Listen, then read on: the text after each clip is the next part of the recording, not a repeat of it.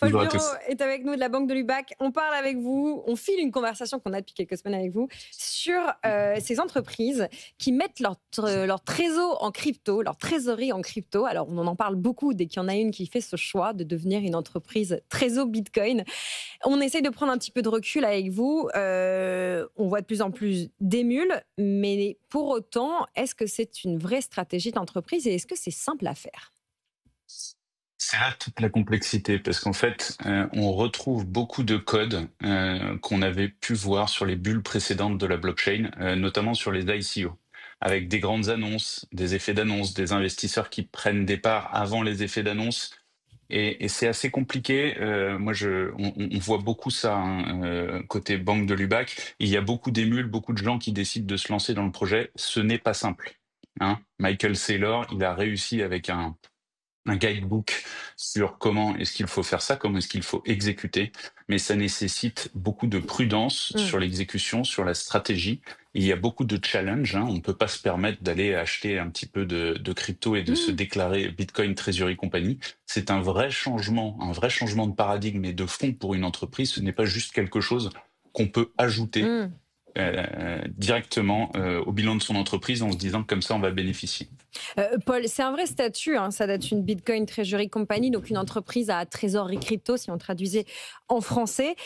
C'est un vrai statut. Comment on fait pour l'avoir d'un point de vue, comment dire, comptable et ou réglementaire? Et c'est là, pour moi, la source du problème. C'est que c'est extrêmement simple, hein. Il suffit de se déclarer là-dessus et d'avoir le vote des actionnaires pour le devenir. Mais comme on a pu voir les performances, hein, évidemment, MicroStrategy, maintenant stratégie que tout le monde Mhm. connaît, Metaplanet, et le succès de The Blockchain Group, qui, eux, ont fait ça plus tôt que les autres, mais avec une stratégie d'exécution extrêmement claire et Mm. très crédible.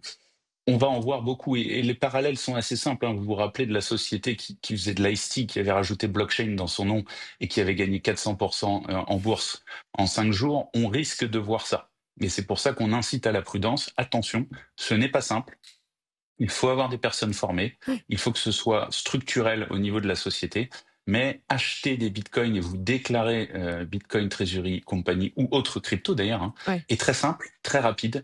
Et de notre côté, notre vision, c'est que il se peut fortement que l'AMF aille regarder un petit peu ça, Mm. parce que on va voir de l'argent d'investisseurs français qui vont parier sur ces sociétés, Mm, mm, mm. qui risquent probablement de déchanter assez rapidement entre l'effet d'annonce et la capacité d'exécution derrière de ceux qui se lancent dans cette aventure. On entend votre prudence, porte-parole de la Banque de Lubac, si je puis dire. D'autres analystes Oui. anticipent ou redoutent un éclatement de bulles. Alors évidemment, ce n'est pas un scénario qu'on peut souhaiter, mais ça nous rappelle effectivement d'autres bulles de sociétés blockchain que les plus jeunes peut-être ne connaissent pas, mais sur lesquelles on peut se documenter, notamment en ligne. Un éclatement qui pourrait être à très court terme. Est-ce que l'AMF a les moyens à très court terme, 6 mois, d'aller regarder ce dossier de plus près? C'est là tout le challenge. Il y a une forte probabilité pour que le temps que l'AMF puisse émettre des nouvelles guidelines, des nouvelles recommandations, eh bien cette bulle est éclatée. Mm. De notre côté, on voit quand même des gens très sérieux s'attaquer au sujet, Mhm. mais on voit aussi des gens qui se disent, eh bien, l'idée majeure, hein, c'est quand même qu'il faut avoir une société cotée en bourse à une capitalisation très faible. Et là, les auditeurs, les téléspectateurs connaissent bien le syndrome des penny stocks, le syndrome des stocks qui valent très très peu, qui sont cotés sur Alternex Growth par Mm. exemple, où un investisseur disposant de moyens pourrait racheter une part suffisante pour avoir les droits de vote et dire nous sommes maintenant une crypto-treasury compagnie, Mm.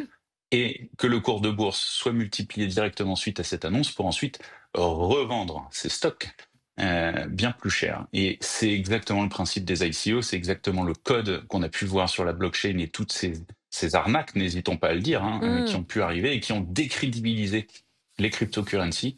Et ici, il faudra bien veiller à ce que l'équipe qui est en charge d'exécuter cette stratégie soit crédible, fiable sur le long terme et ait déjà de l'expérience sur le sujet. Mhm.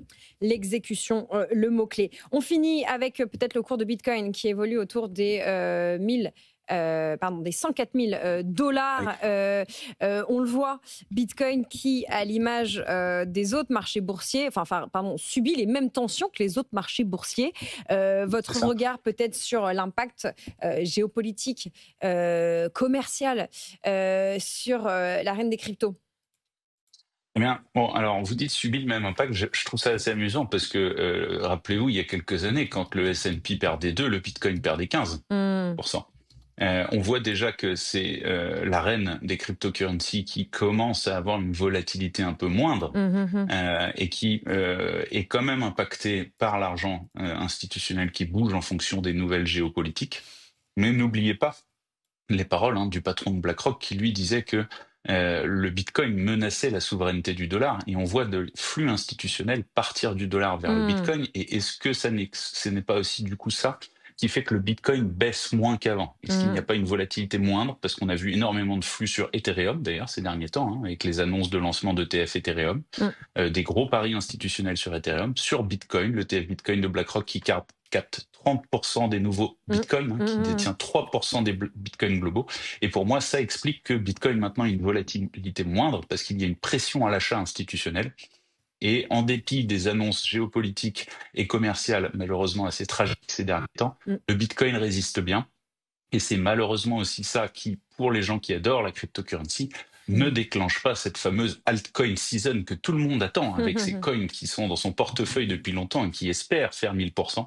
Mais pour le moment, on reste sur l'arène des cryptos et la dauphine Ethereum qui se consolide très fortement avec l'argent institutionnel ces derniers temps. Merci beaucoup, Paul Bureau, directeur de l'offre actifs numériques à la Banque de l'UBAC. Dans les actus corpo qu'on aurait pu traiter, JP Morgan lance un jeton de dépôt en USD sur la blockchain Base de Coinbase. On suivra évidemment cette annonce corporate. Vous avez cité le patron de BlackRock. Voilà, les JP Morgan aussi qui évoluent sur cette adoption autour de la blockchain et des cryptos. Ce sera intéressant à décrypter. Merci Paul. On vous retrouve en podcast et en replay sur notre site et notre application. Mettez bien en contexte, évidemment, chacune de ces séquences que nous captons en direct et que vous écoutez peut-être de manière délinéarisée. On est le 18 juin.